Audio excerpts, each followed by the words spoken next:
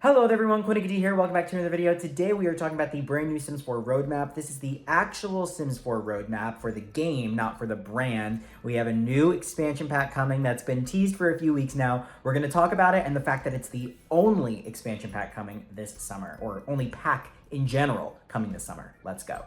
Well, as you can see, it looks like it's going to be a mystical, magical summer for The Sims 4, as Benson Boone would say. Starting with June 12th, just a week from today, we have the Enchanted by Nature expansion pack reveal. This name was highly speculated because on that website that they made, they leaked literally the name of this pack in Simlish, and somebody translated it into English, which is crazy that there's an actual translation, but it was indeed Enchanted by Nature. So this doesn't come as a shock.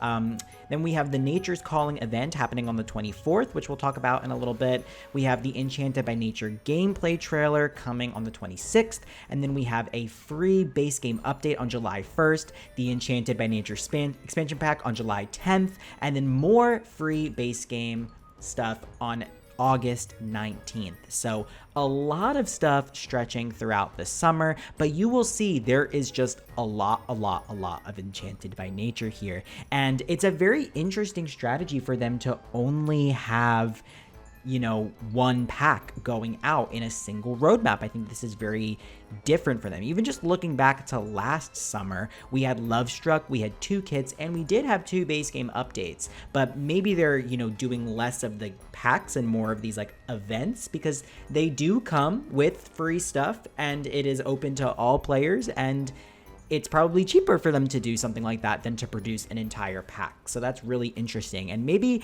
justifies making Enchanted by Nature just an expansion pack and not a game pack, right? Everybody is speculating fairies, and everybody's like, but why isn't fairies a game pack? Well, maybe fairies will be in Enchanted by Nature, and Enchanted by Nature will also have a substantial amount of other things. So instead of doing a game pack and smaller packs, they're doing just one big pack and a bunch of free stuff.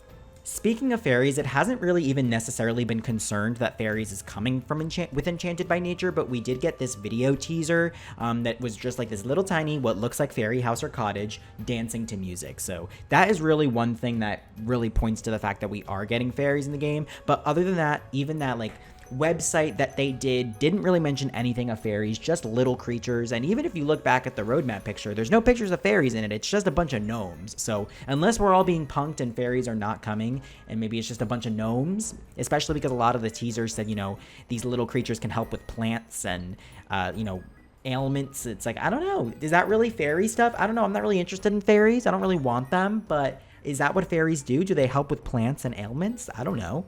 But to play along with this whole nature theme, they are doing the Nature's Calling event. You can see some of the rewards we're getting, including like a woodworking station, a brand new chair, some new swimwear, new food, new music, and a really cool outhouse that you can woohoo in. This is like an outdoor bathroom situation, some rocks, shoes, lots of really interesting stuff, all nature oriented. And you even see the sim there like listening for like a, you know, is she listening to a fairy? I don't know. And then one last thing that we could speculate as to why we're only getting one pack is because we do know, based on the Sims summer roadmap for the brand, that we are getting the Sims board game later this summer. And there were some leaked images online as well. And so maybe they are laying off of the technological games. They're video games. That's the word. And they are giving us a board game instead. So that could be a strategy. Instead of pumping out 3 random kits for 15 bucks, you know, everybody go buy the Sims board game for $15 or whatever, however much it's gonna be, 25, I don't know.